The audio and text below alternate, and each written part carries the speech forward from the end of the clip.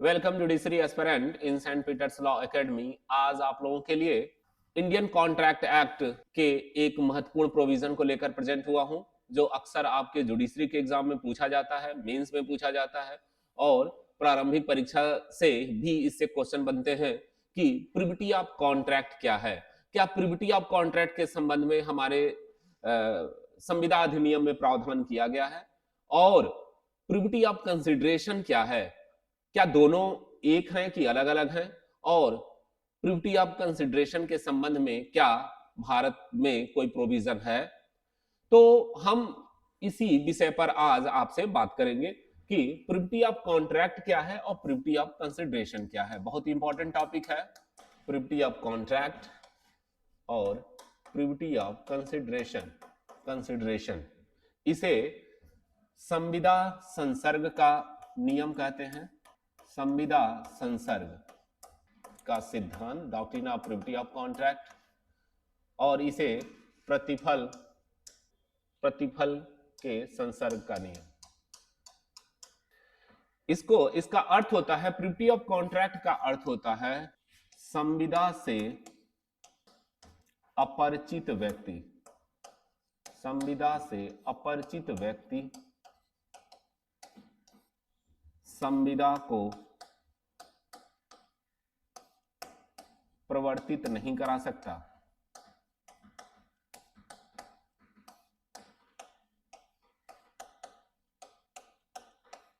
करा सकता।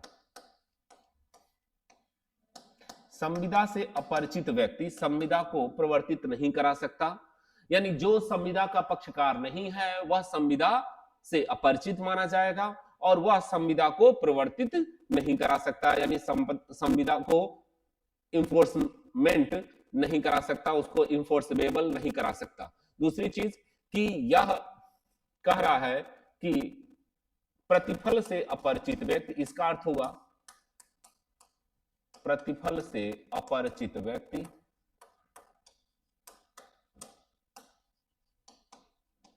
व्यक्ति संविदा को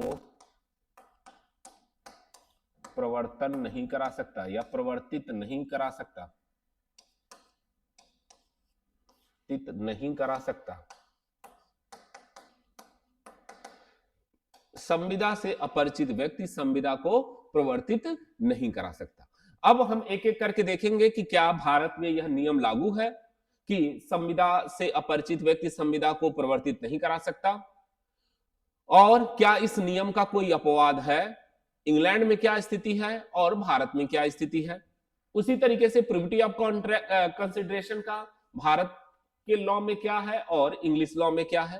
तो पहले हम देखेंगे कि इंग्लिश लॉ में प्रिविटी ऑफ कॉन्ट्रैक्ट के संबंध में क्या प्रोविजन है। अब चूंकि इंग्लिश लॉ से ही हमारा इंडियन कॉन्ट्रैक्ट एक्ट भी प्रभावित है, और यहां तक कि जो अक्सर हमारे जो लॉ हैं उनका प्रादुर्भाव इंग्लिश लॉ से ही होता है। 1872 में अंग्रेजों ने ही कॉन्ट्रैक्ट बनाया था। तो अब वह कॉन्ट्रैक्ट का भारत के संविदा में क्या स्थान है प्रिविटी ऑफ कॉन्ट्रैक्ट का। तो प्रिविटी ऑफ कॉन्ट्रैक्ट में कह दिया, इसका अर्थ कि संविदा से अपरिचित व्यक्ति संविदा को प्रवर्तित नहीं करा सकता। यहां अपरिचित व्यक्ति का तात्पर्य संविदा का जो पक्षकार नहीं है, यानी इसका मतलब कि जो व्यक्ति संविदा का पक्षकार नहीं है, संविदा का पक्षकार नहीं है, वह क्या होगा, वह संविदा से अपरिचित है। वह संविदा से क्या होगा, उसे अपरिचित माना जाएगा। संविदा से अपरिचित माना जाता है। तो यहां अपरिचित का मतलब जो संविदा का पक्षकार नहीं है, वह संविदा को प्रवर्तित नहीं करा सकता। अब इंग्लिश लॉ में यह जो प्रिविटी ऑफ कंसिडरेशन है, इसके संबंध में पहला केस डट्टन बनाम पूले का आया था। डट्टन बनाम पूले, यह 1678 का केस है। 1678-77 में यह केस आया था डट्टन बनाम पूले का। इस केस में प्रिविटी ऑफ कॉन्ट्रैक्ट के सिद्धांत को लागू नहीं किया गया था, यानी इस केस में कहा गया था कि अगर कोई व्यक्ति संविदा का पक्षकार नहीं है, लेकिन संविदा उसके लाभ के लिए की गई है और वह व्यक्ति वचन ग्रहीता का क्या है, निकट संबंधी है, तो वह भले ही संविदा का पक्षकार नहीं है, वह संविदा को प्रवर्तित करा सकता है। कौन? जो थर्ड व्यक्ति है। इस केस में फैक्ट यह था कि एक पिता और पुत्र में कॉन्ट्रैक्ट होता है। किस बात का कॉन्ट्रैक्ट? पिता यह चाहता है कि अपने लड़की की शादी में कुछ नगद पैसा उसको हम दे, अपनी लड़की को, और यह नगद पैसा एक पेड़ को बेच कर दे, एक पेड़ की लकड़ी को बेच कर दे जो आंगन में थी, उनके आंगन में थी। लड़का कहता है कि आप इस पेड़ को मत कटवाइए, मैं इसके बदले में रकम अपनी बहन को मैं दे दूंगा, जितना आप चाह रहे हो।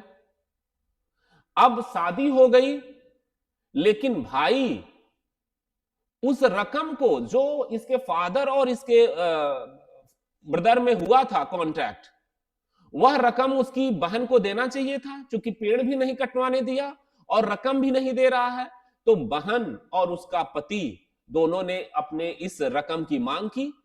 अब इसने कहा कि नहीं, आप तो संविदा के पक्षकार हो ही नहीं, संविदा तो हमारे पिता और हमारे बीच हुई थी।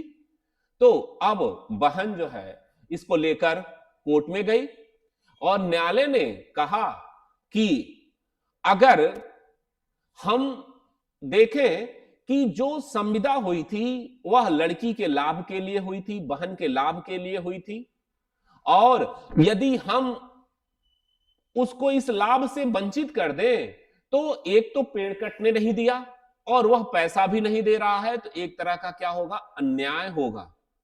इसलिए प्रिविटी ऑफ कॉन्ट्रैक्ट का सिद्धांत लागू नहीं होगा। प्रिविटी ऑफ कॉन्ट्रैक्ट क्या? कि जो संविदा से अपरिचित व्यक्ति है वह संविदा को प्रवर्तित नहीं करा सकता। वह डट्टन बनाम पूले के सिद्धांत में लागू नहीं किया गया, इस केस में लागू नहीं किया गया। क्यों? क्योंकि लड़की जो फादर और उसका ब्रदर है, फादर और सन है, इनके बीच कॉन्ट्रैक्ट होता है और बेनिफिट के लिए किसके? डी के लिए, डॉटर के लिए, डॉटर के फायदे के लिए संविदा हुआ। और अगर यह सन उस लाभ को नहीं दे रहा है जो इनके बीच हुआ, तो इसका क्या होगा? इसके प्रति एक अन्याय होगा। इसलिए यह भले ही संविदा की पक्षकार नहीं है, संविदा को प्रवर्तित करा सकती है। अब यह जो सिद्धांत 200 सालों तक चलता रहा।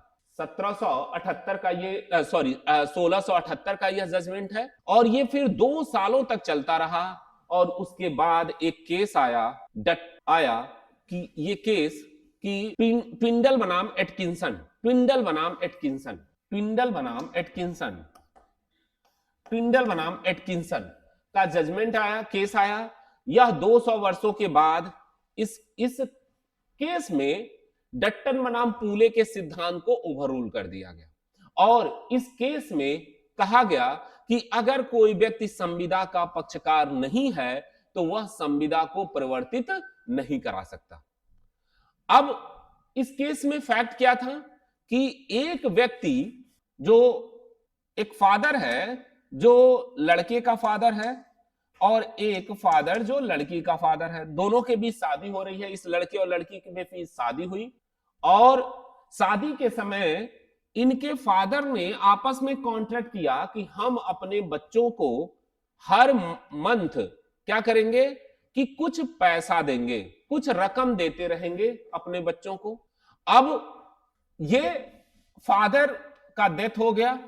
अब ये जो लड़का है, इस लड़की के फादर के जो उत्तराधिकारी हैं उनसे इस कॉन्ट्रैक्ट को कंटिन्यू करने के लिए मुकदमा दाखिल करता है कि ये जो है उत्तराधिकारियों से कि यह भार है और ये इनको पैसा दे।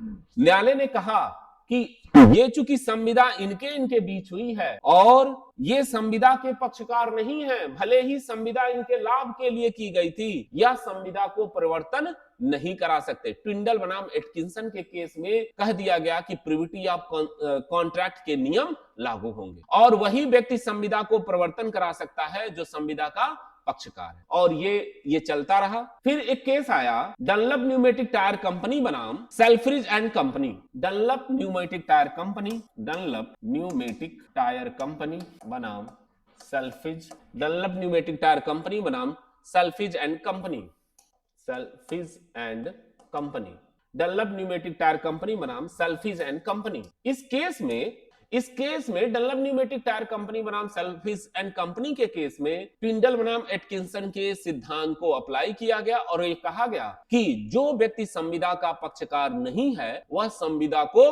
प्रवर्तित नहीं करा सकता। अब ये केस चलता रहा, लेकिन इंग्लैंड में, ये हम इंग्लिश लॉ को देख रहे हैं, इंग्लैंड में इस केस की काफी आलोचना हुई और यह कहा गया कि यदि किसी के लाभ के लिए कोई व्यक्ति कॉन्ट्रैक्ट कर रहा है तो वह व्यक्ति जिसके लाभ के लिए संविदा की गई है, अगर वह वचन ग्रहीता का निकटवर्ती संबंधी है तो भले ही वह संविदा का प्रवर्तन नहीं कराया है, भले ही वह संविदा का पक्षकार नहीं है, वह संविदा को प्रवर्तित करा सकता है। और इसको लेकर इंग्लैंड में लॉ रिवीजन कमेटी गठित की गई, उसकी 6ठी रिपोर्ट आई और यह कहा गया कि प्रिविटी ऑफ कॉन्ट्रैक्ट को लागू न किया जाए।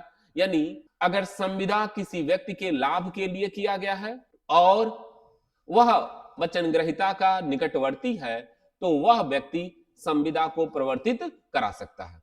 अब एक केस आया इसके बाद, इस लॉ रिवीजन कमेटी के रिपोर्ट के बाद एक केस आया वैश्विक बनाम वैश्विक, वैश्विक बनाम वैश्विक।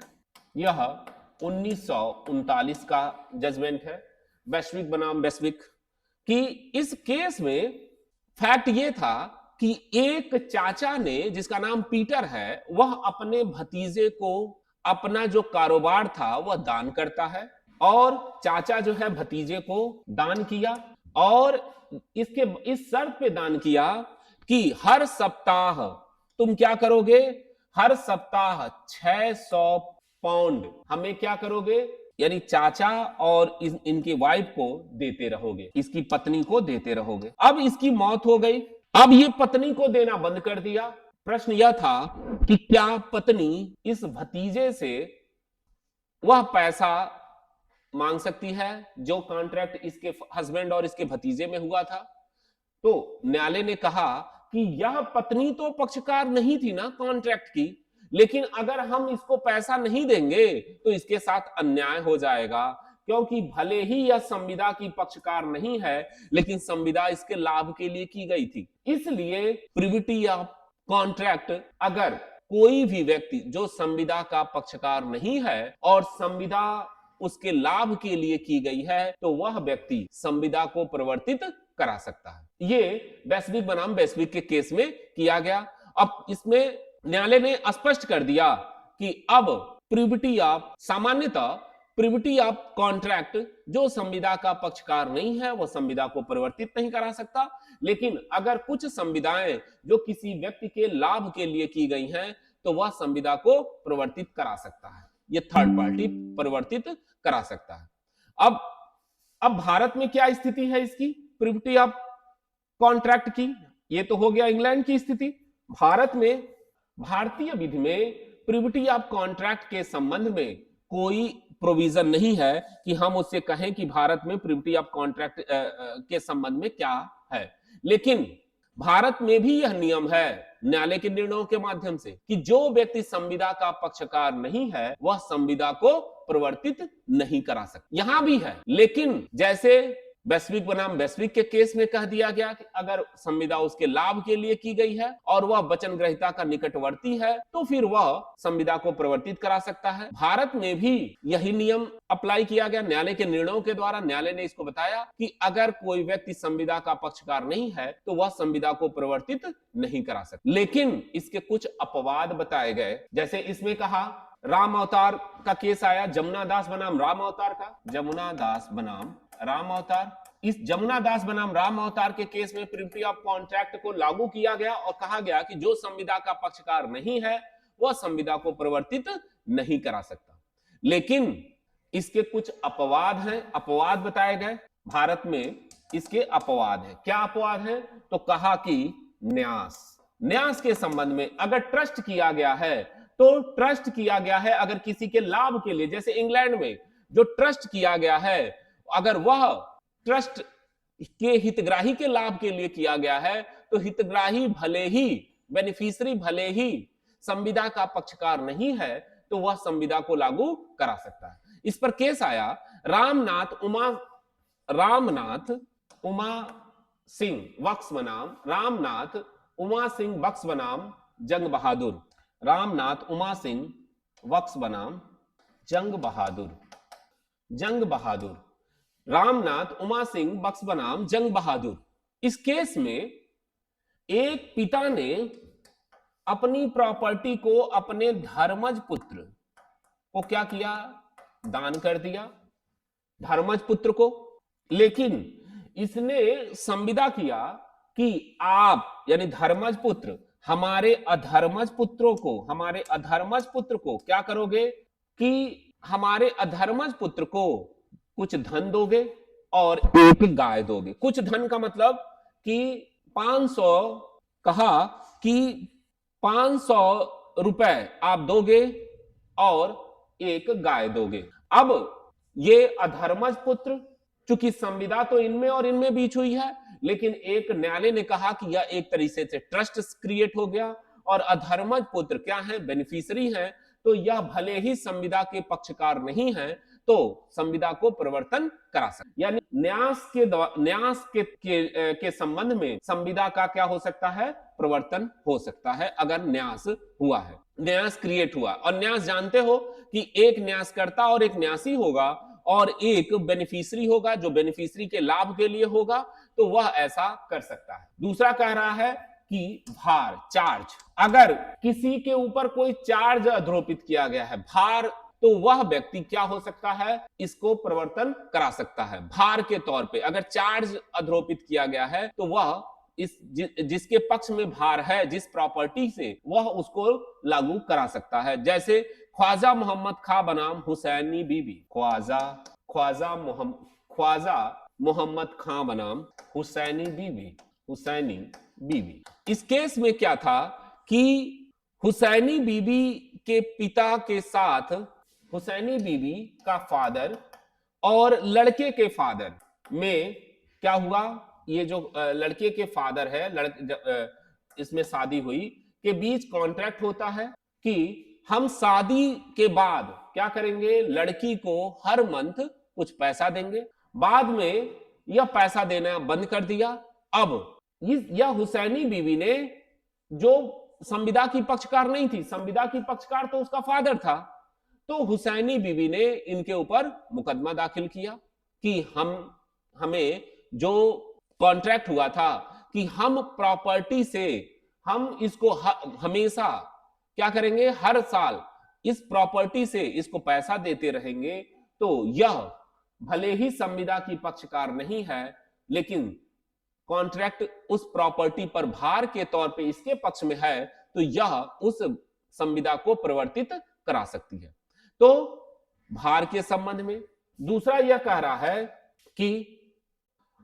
कहा कि विवाह, बंटवारे, अन्य पारिवारिक अनुबंध के संबंध में, अगर विवाह, विभाजन, पारिवारिक विभाजन की बात हो रही है, पारिवारिक विभाजन, तो अगर विवाह और पारिवारिक विभाजन के संबंध में संविदा है तो उस दशा में क्या होगा कि संविदा का परिवर्तन कराया जा सकता है। जो व्यक्ति संविदा का पक्षकार नहीं है तो वह भी संविदा को परिवर्तित करा सकता है कि वह, क्योंकि उसके लाभ उनके लिए किया गया है। जैसे इसमें ख्वाजा मोहम्मद बनाम हुसैनी बीबी का जो है एक प्रॉपर्टी पे भार था, उसी तरीके से विवाह के समय में अगर कोई कॉन्ट्रैक्ट हुआ है किसी के लाभ के लिए, विभाजन के लिए किसी के लाभ के लिए कॉन्ट्रैक्ट हुआ है, तो वह व्यक्ति क्या होगा? उस भले ही संविदा का पक्षकार नहीं है, वह संविदा को परिवर्तित करा सकता है।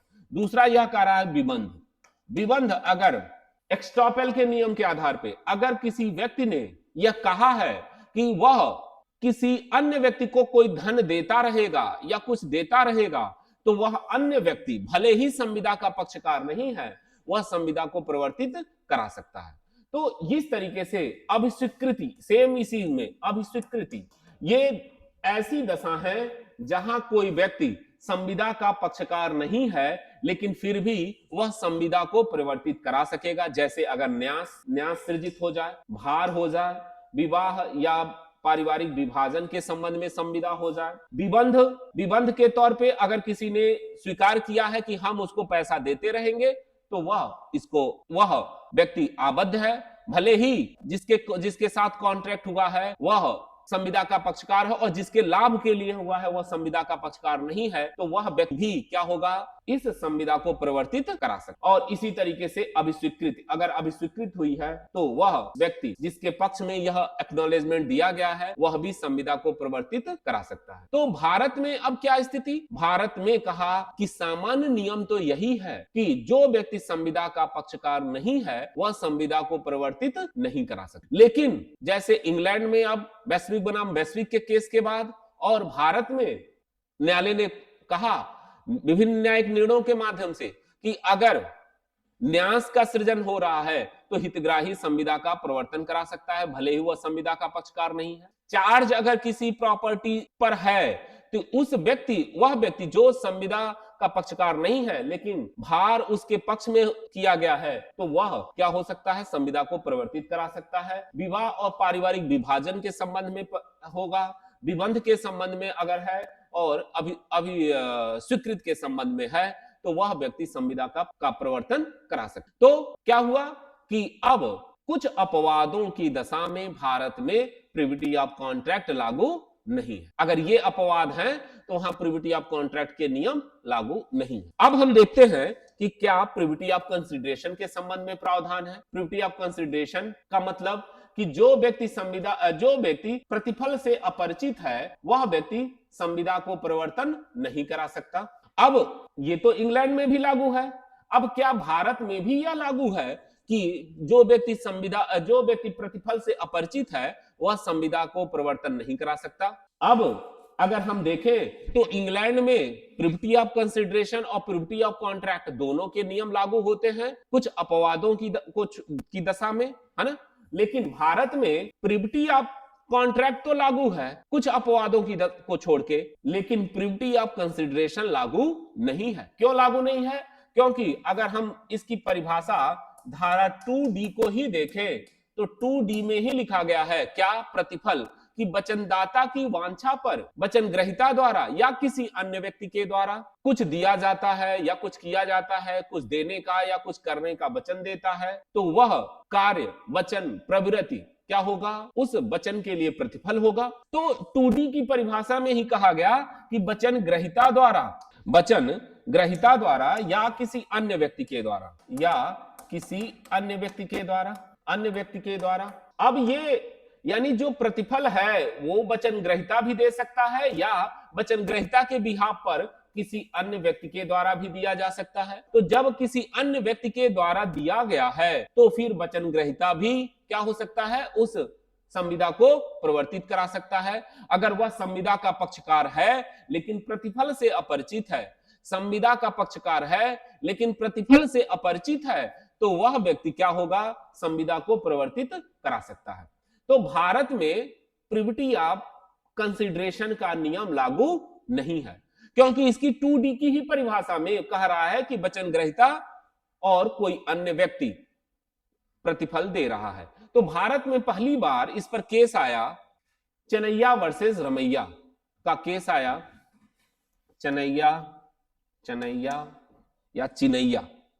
चिनैया वर्सेस रमैया, चिनैया बनाम रमैया। इसमें न्यायाधीश थे इनेस, ये कभी कभी पूछा जाता है न्यायाधीश। इस केस में एक महिला ने अपने पुत्र को प्रॉपर्टी दिया और कहा अपने पुत्र से कि तुम मेरे भाई को हर मंथ इतना पैसा देते रहोगे। अब भाई यानी इसका जो भाई है, मां का जो भाई है, माता का जो भाई है, वह प्रतिफल से अपरिचित है, प्रतिफल नहीं दिया। प्रतिफल तो ये रमैया उसकी मां के तरफ से आ रहा है, लेकिन यह व्यक्ति भी जो उसका भाई है वह संविदा को परिवर्तित करा सकता है, क्योंकि वह वचन ग्रहीता का निकट संबंधी है। क्यों? क्योंकि यह जो है, लड़के ने कहा कि आप अपनी प्रॉपर्टी हमें दे दीजिए, तो मां ने कहा कि मैं इस शर्त पे दूंगी कि तुम मेरे भाई को हर मंथ इतना देते रहोगे, मेरे भाई का आप कुछ हेल्प करते रहोगे। तो वह भाई संविदा का पक्षकार, उसी के पक्ष में संविदा की जा रही है, लेकिन प्रतिफल से वह अपरिचित है, तो वह व्यक्ति संविदा को प्रवर्तन करा सकता है। और अगर भाई यह रकम दे उसका पुत्र रकम देने से मना कर दे, तो वह भाई इसके लिए कोर्ट में जाकर संविदा को प्रवर्तित करा सकता है, भले ही प्रतिफल से अपरिचित है। तो भारत में क्या स्थिति? प्रिविटी ऑफ कंसिडरेशन का सिद्धांत भारत में लागू नहीं है, क्योंकि कॉन्ट्रैक्ट एक्ट की धारा 2D में ही स्पष्ट रूप से कहा गया है। और इंग्लैंड में प्रिविटी ऑफ कंसिडरेशन और प्रिविटी ऑफ कॉन्ट्रैक्ट के नियम लागू है, अर्थात जो व्यक्ति संविदा का पक्षकार नहीं है वह संविदा को प्रवर्तित नहीं करा सकता, और जो व्यक्ति प्रतिफल से अपरिचित है वह संविदा को प्रवर्तित नहीं करा सकता। लेकिन इंग्लैंड में भी अब स्थिति चेंज हो रही है, और कुछ दशाओं में, कुछ दशा का मतलब कि वैश्विक बनाम वैश्विक के केस में आ गया कि अगर हम किसी के लाभ के लिए की कॉन्ट्रैक्ट कर रहे हैं और वह वचन ग्रहीता का निकटवर्ती संबंधी है, तो वह निकटवर्ती संबंधी संविदा को प्रवर्तित करा सकता है, और वही स्थिति प्रिविटी ऑफ कंसिडरेशन पे है। लेकिन अगर आपसे डायरेक्ट पूछा जाए तो आप ये कहोगे कि भारत में प्रिविटी ऑफ कंसिडरेशन लागू नहीं है और प्रिविटी ऑफ कॉन्ट्रैक्ट के नियम लागू है। और इंग्लैंड में भी प्रिविटी ऑफ कॉन्ट्रैक्ट और प्रिविटी ऑफ कंसिडरेशन के नियम लागू है, लेकिन कुछ अपवादों के साथ। तो आज के लिए बस इतना ही। यह इंफॉर्मेशन कैसा लगा कमेंट करके बताएं। धन्यवाद।